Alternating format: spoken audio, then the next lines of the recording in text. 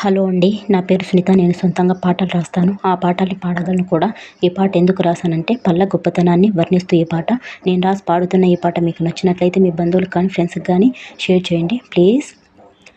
గల్లు గల్లుమని గజ్జల మోత, కుహు కుహు అని కోయిల కూత, జోలాలి అంటూ అమ్మ పాట, కేరింతలేస్తూ పిల్లలాట, మదిని పులకించి పచ్చని పంటలు, వెన్నెల వెలుగుల గోరుముద్దలు, బంధుమిత్రుల ఆప్యాయతలు, విశాలమైన ప్రేమ హృదయాలు.